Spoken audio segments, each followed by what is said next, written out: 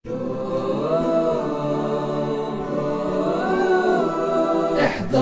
احذر من أسباب الغفلة، احذر من أسباب الغفلة، فالموت يجيء بلا مهلة، فالموت يجيء بلا مهلة. دنياك تضيع ولا تدري، والجاهل يمضي في جهله. احذر احذر من أسباب الغفلة، وتغفل عن درب المولى، عن غايات الدين المثلى.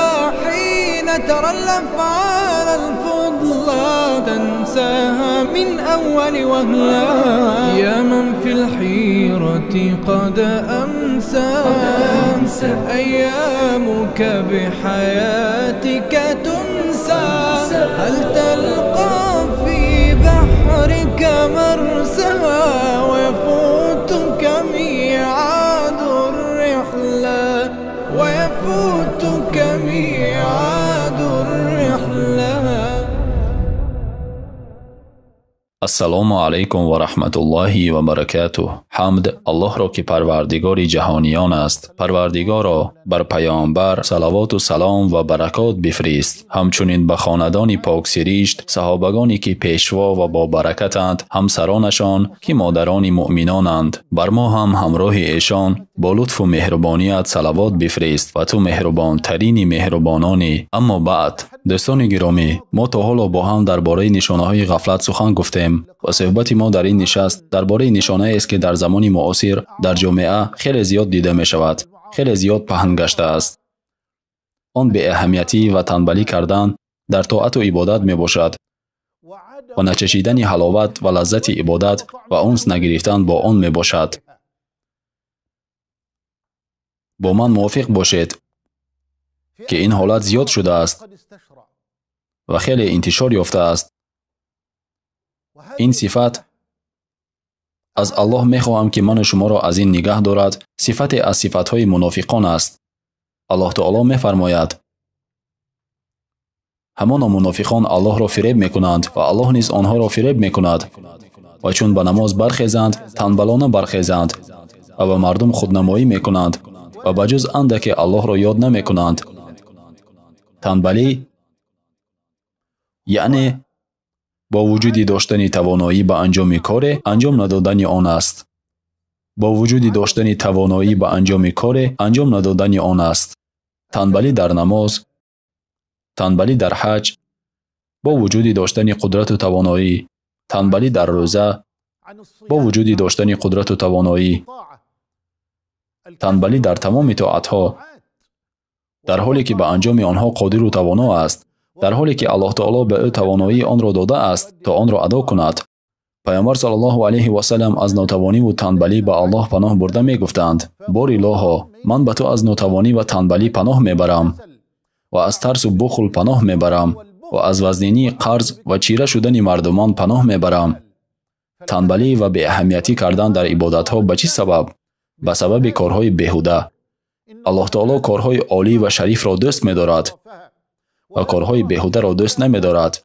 اگر نفسها بزرگ باشند، جسمها در رسیدن به مقصد خسته می شوند. امروز چقدر مسلمان ها از عبادت غافل هستند تا به حدی که نمی توانند حلاوت عبادت را بچشند.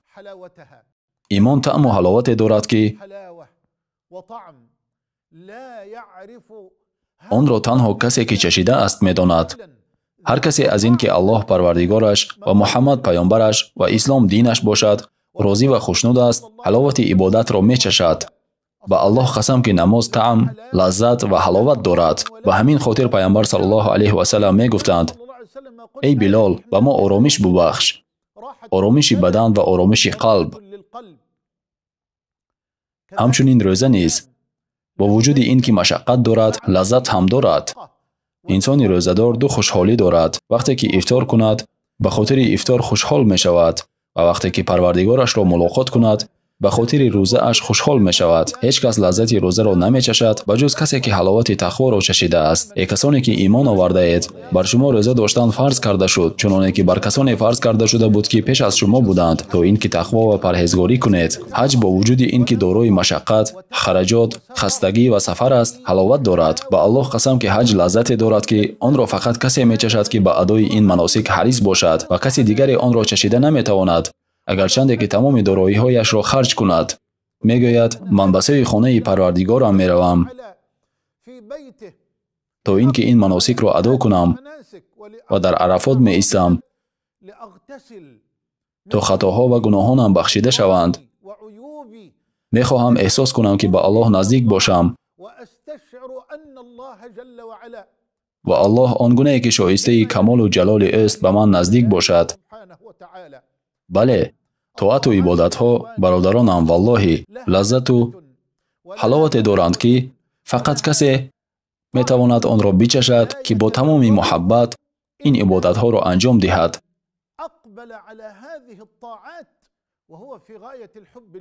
و شعارش مانند پیامبر موسی علیه السلام باشد: من به سوی تو با شتاب آمدم تا از من خوشنود و راضی باشی یا الله.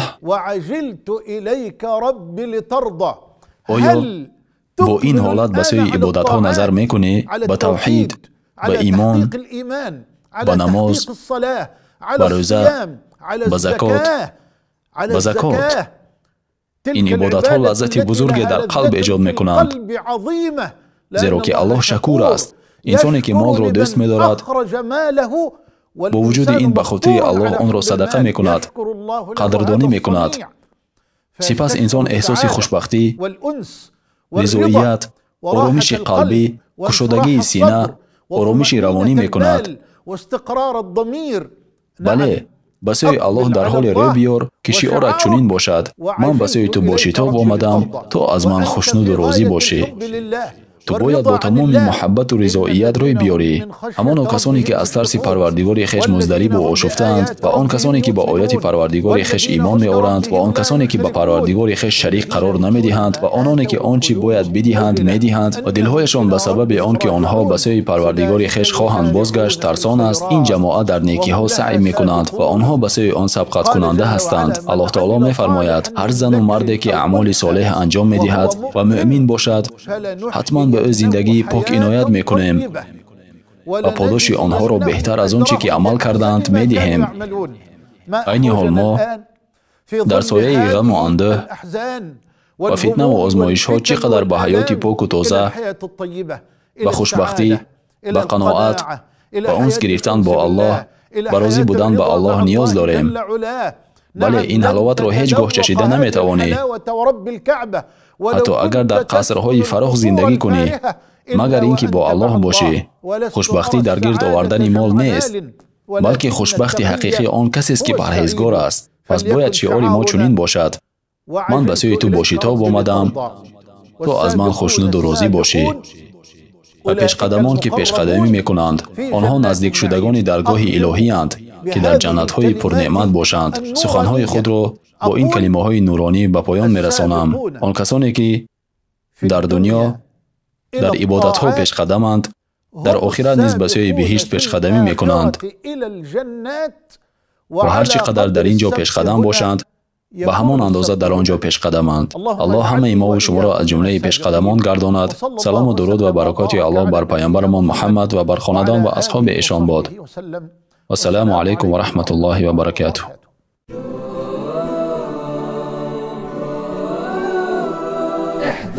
احذر من أسباب الغفلة. احذر من أسباب الغفلة، فالموت يجيء بلا مهلة. فالموت يجيء بلا مهلة. دنياك تضيع ولا تدري، والجاهل يمضي في جهله. احذر من أسباب الغفلة. وتغفل عن درب المولى، عن غايات الدين المثلى. حين حين ترى الأفعال الفضلى تنساها من أول وهلة. يا من في الحيرة قد أمسى أيامك بحياتك تنسى. هل تلقى في بحرك مرسى ويفوتك ميعاد الرحلة، ويفوتك ميعاد